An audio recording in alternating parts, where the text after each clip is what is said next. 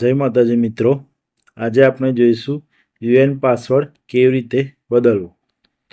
તો સૌપ્રથમ ગૂગલમાં સર્ચ કરી પીએફની વેબસાઇટ ઓપન કરીશું.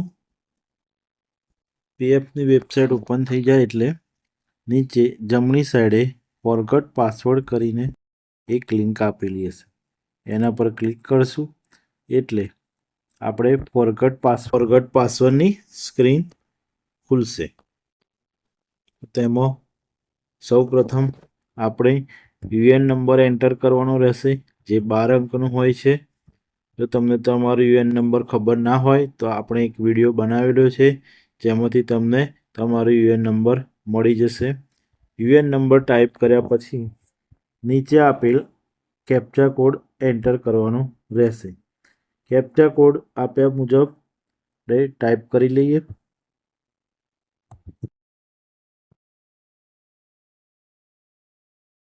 કેપ્ચા કોડ ટાઈપ કર્યા પછી સબમિટ બટન પર ક્લિક કરશું એટલે કંઈક આ રીતનું પેજ ખુલશે. એમાં તમારી ડિટેલ એન્ટર કરવાની રહેશે. તો સૌપ્રથમ તમારું નામ, જે આધાર કાર્ડ અને પીએફમાં આપેલું હોય રીતના એન્ટર કરવાનું રહેશે.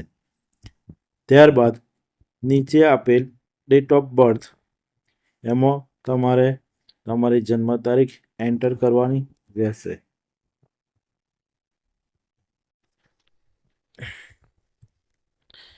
જન્મ તારીખ દાખલ કર્યા પછી તમારે જેન્ડર સિલેક્ટ કરવાનું રહેશે. ત્યારબાદ વેરીફાઈ પર ક્લિક કરશો એટલે કંઈક આ રીતની સ્ક્રીન દેખાશે. આપણે સ્ક્રોલ ડાઉન કરી દઈએ. પછી એકવાર કેપ્ચા કોડ એન્ટર કરવાનો રહેશે. તો ચલો આપણે કેપ્ચા કોડ એન્ટર કરી દઈએ ફટાફટ. કેપ્ચા કોડ એન્ટર કર્યા પછી તમારો આધાર નંબર એન્ટર કરવાનો રહેશે, એ પણ આપણે ટાઈપ કરી દઈએ.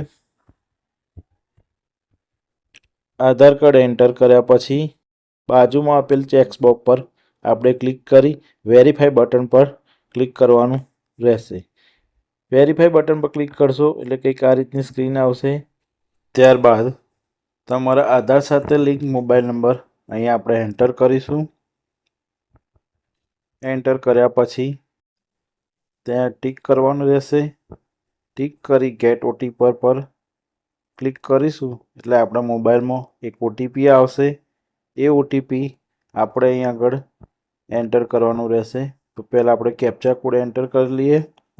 કેપ્ચા કોડ એન્ટર કર્યા પછી નીચે આપેલ ઓટીપી જે મોબાઈલમાં આવેલો હોય એ ઓટીપી એન્ટર કરવાનો રહેશે.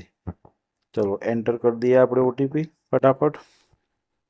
ઓટીપી એન્ટર કર્યા પછી વેરીફાઈ બટન પર ક્લિક કરશું એટલે કંઈક આ રીતની સ્ક્રીન આવશે. નવો પાસવર્ડ એન્ટર કરવાનો રહેશે. તો એન્ટર કરી દઈશું આપણે નવો પાસવર્ડ. નીચેનો પાસવર્ડ કન્ફર્મ કરવા માટે ફરીથી ટાઈપ કરવાનો રહેશે.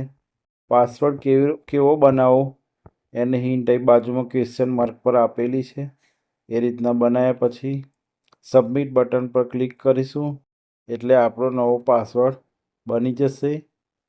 અને આ રીતની સ્ક્રીન આવશે, પાસવર્ડ ચેન્જ સક્સેસફુલી, અને તમારા મોબાઈલમાં પણ મેસેજ આવી જશે. જય માતાજી મિત્રો.